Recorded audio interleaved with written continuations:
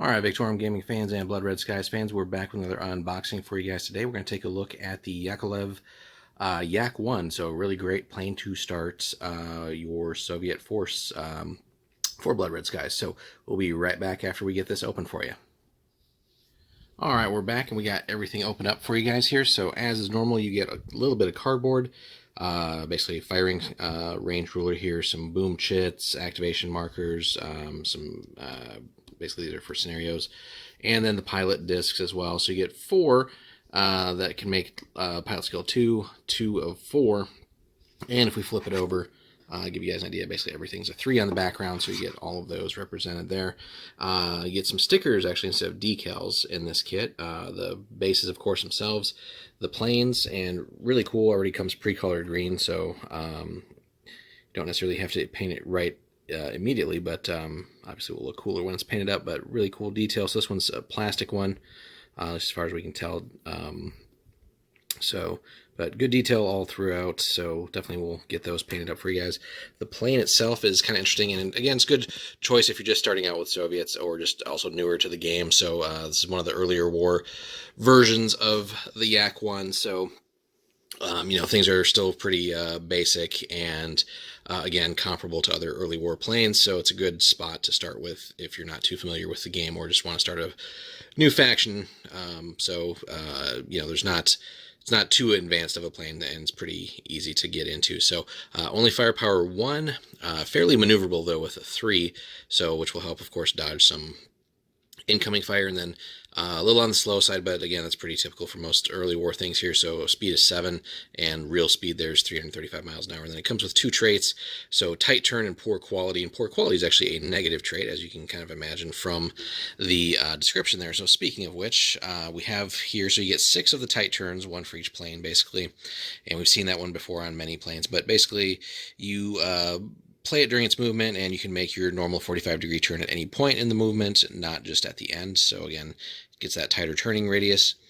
Poor quality, as you can see, is a negative card, and basically that's why it's got that red border. So rush development and poor manufacturing practices held back many innovative designs. So in scenarios where a die roll is made for starting advantage, which is quite a few of them, you deduct -1 from the roll for planes of this type, so it would certainly suck to have to deal with that.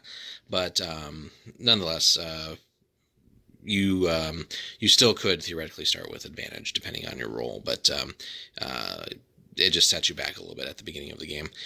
Interesting new card that it comes with, and this is one of the doctrine cards. So a ram attack. So desperate times call for desperate measures, so you get a bonus robust card if you have access to that. And then on a friendly plane that moves into contact with an enemy plane is when you would play it, and then basically you resolve the ram as a head-on shooting attack, but you add your speed instead of your firepower. So, coming back to the plane card, obviously throwing 7 dice instead of the 1 there is going to be much better. And of course, pilot skill will, I think, still come into play on that, but just as a straight-up comparison, right? Pretty easy to see that 7 dice will be better than 1. Interestingly, though, no necessarily negative side effect from actually essentially initiating a real ram here. So in that case, if it does come up and you're going head-to-head, now you do have to overlap with make contact with another plane, but if you're getting in close and things are getting desperate, that might be a good way of maybe downing an enemy plane. Numbers, as we've seen, so it's a theater card, and basically gives you 2 extra planes of the dominant type and skill for the scenario. So this one isn't really for competitive play. Seemingly that has gotten sort of the axe in most events, which makes sense because it really is kind of unfair to add 2 planes when the opponent doesn't have that. So depending on what the person playing this card has, that could give you potentially several hundred free points, and just again, it's not really fair, but it does make for an interesting sort of uphill battle if you're playing against this, or if you're playing it, then sort of giving you a slight, I wouldn't even say a slight advantage, actually a pretty serious advantage if you're playing even decently.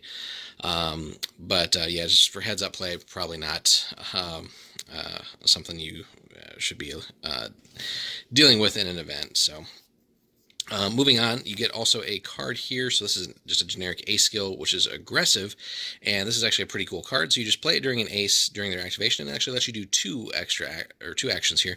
The ace can choose both outmaneuver and shoot as pilot actions this activation. So it's really nice. Normally you just get the one pilot action, so it's basically either or, but this one lets you actually do both in a single turn, which is actually just really cool. So being able to outmaneuver somebody and then potentially shoot them, or potentially outmaneuver one plane and then shoot another. So again, just good stuff. Basically, giving you almost 2 turns worth of quality here, or action, in a single activation. So always good when that comes up. But as we said, just in general, it's a good little plane to start with for the Soviets. Very basic, and again comparable to a lot of the other early war planes. So pretty much an even playing ground. So it's a good chance to learn the game.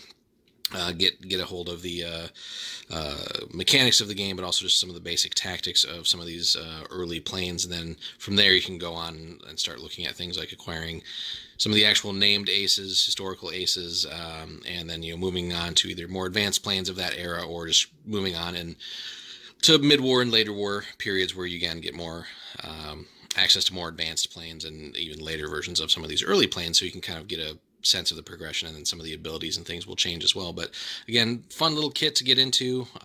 Gives you 6 planes, and great starts for the Soviets in Blood Red Skies.